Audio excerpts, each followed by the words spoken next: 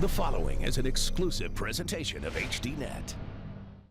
Mixed martial arts has a reputation for being brash, gritty, and fierce. You could say the same about Dana White, one of the most important fixtures in the sport. White is the man at the helm of the Ultimate Fighting Championship. Like the UFC, White comes from humble beginnings, an amateur boxer from New England with a knack for business. In 2001, when many saw the UFC as a flailing promotion destined for failure, White saw an opportunity and convinced Lorenzo and Frank Fertitta to buy the company for a mere $2 million.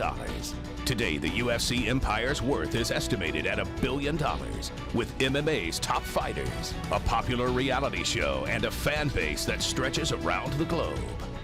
The man responsible for it all is our guest this week on Fighting Words with Mike Straka. From HDNet, this is Fighting Words with Mike Straka. This week's guest, UFC President Dana White. Now your host, Mike Straka. You know, when people hear the name Dana White, they automatically think of the brash executive synonymous with the UFC. But what is it about you that motivates you to become the leader of the fastest growing sport in the world? You know, well, people think I'm brash, I'm this and that. Listen, this is the fight game. This isn't Microsoft or, you know, McDonald's or some corporation like that. It's the fight game, and you know, it's blown out of proportion too. You know, the whole bad guy image thing. You're big on Twitter. I mean, you got to be kind of a nice guy to be a social networker, don't you think? Well, you know what? To be honest with you, the whole social network thing and Twitter, you know, I don't have the greatest relationship with the media all the time, because I feel that I call the media out on a lot of things. You know, the whole internet has changed the world and the media. You know, anybody with a website now is a journalist. So I just don't play their games. And the thing that I love about Twitter and a lot of the social media is I can talk directly to the fans and cut out these middlemen. I can say exactly what I want to say the way that I want to say it without somebody else interpreting what I said. Right, and to that end, your video blog is very popular on YouTube.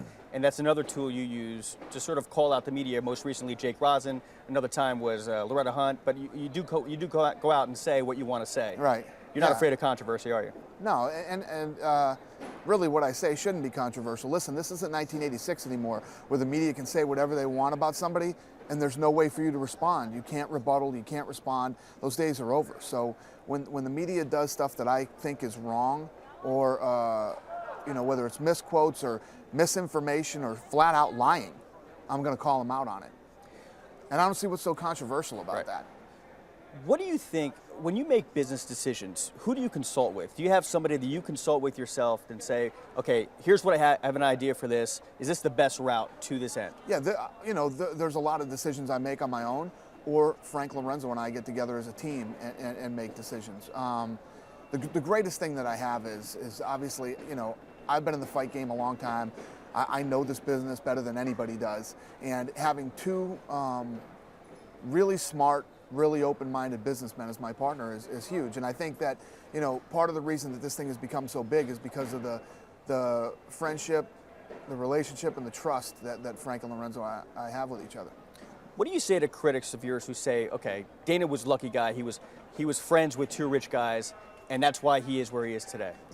I would say, yeah, the timing and everything lined up perfectly. But what a lot of people don't realize, people think that, you know, Frank Lorenzo and I have been friends for the last, you know, 15, 20 years, hanging out every day. Lorenzo and I didn't see each other for over 10 years before we bumped back into each other at a wedding. And, you know, like I say, timing is everything. Plus, you know, anybody who knows anything about me knows that I've put the work and the dedication and the time into this thing. But yeah, I've been very lucky. I wouldn't disagree with that. You know, I think that anybody who is willing to work as hard as I am and everything lined up the way that it lined up for me, listen, I could care less if people think I'm lucky. I feel that I've been very lucky too. Back in the day, and a lot of people don't know this, you were offered a job or had a position with the WFA. Right. Do you think that if Fertittas didn't buy the UFC like you advised them to do, would MMA be where it is today? I don't think so. No, because like I said, it was the combination between me and the Fertittas to make it what it is today. Listen, I knew the fight business, but the reality is the Fertittas are big businessmen. Big, you know, back when we started the UFC, you know, I ran some gyms dealing with, you know, hundreds of thousands of dollars. We deal with millions and billions of dollars now, you know, and there's no doubt that's the Fertitas area. And they are aggressive, smart, big thinkers. And I knew the fight game, and like I said, this awesome relationship that we've had together is one of the big reasons that MMA is where it is today and why the UFC is where it is today. You won MMA Leading Man of the Year award by Fighters Only magazine, and you said this award is really for Lorenzo. Why did you say that? Because, you know, I won it last year. I was honored, you know, that I won that award last year. But, you know, you remember I made the announcement saying how big it was going to be. You know, I had a big announcement coming, how big it was going to be and what it meant for Lorenzo to come on board full-time with the UFC. And when you look at it from my point of view, what a lot of people don't realize is station casinos is the reason that the UFC exists today. These guys made a lot of money through stations, and through stations they were able to fund the UFC. Okay, now stations was the UFC was the redheaded stepchild of the Fertitta business family. Okay, everybody that worked with them and around them shunned this thing and said, "You're going to lose all your money. This is insane. You know, I don't know why you're doing this." But they believed in it, and they believed in me. And when the day came that Lorenzo was actually going to leave that business and come full time with us, it was a big day for me. It meant a lot to me because, you know, I felt like, you know, I was very key in getting it to where it was for him to leave and come over and join us. And I knew what he was going to bring to the table when he came. And if you look at all the things that have happened in the last year since he came internationally, he's kicked some serious ass, you know. But, you know, he's not a guy who's out in front. He's not the guy out there beating his chest. He's got a different personality than me, and he deserved that award. That's his. He won it this year as far as I'm concerned. I'm honored, and I appreciate that the fans voted for me, but that's Lorenzo's award this year. You guys lost a lot of money in your UK expansion. Obviously, it's worked out since then. But what did you think when you saw those columns saying UFC is crazy for trying to expand it internationally? No, because I believed in it. I knew, just like no different than when we started here, you know, in 2001. I knew England made sense, and I knew that it would be big. And the reason that we got crushed over there is because I spent so much money. I went over there guns a-blazing, especially with the marketing. When we put on that fight in London, I don't care if you lived in some small cow town, you knew the UFC was coming to England. That's how big I went on the marketing. You know, when you look back, you're like, God, we spent this much money, we lost this much money. But you never know. Had I not done that, would it be where it is today? Would it have grown throughout Europe the way that it has? Who knows? You know, now that everything has worked out, you don't know if it was the right answer or the wrong answer. All right, so you grew up with a single mom. You dropped out of college. You did various jobs. Were even a bellhop in Boston. Do you think that your background makes it easier for you to deal with people on all levels? I mean, I'm talking moguls, people who run media conglomerates, to the fans that you're giving tickets away to.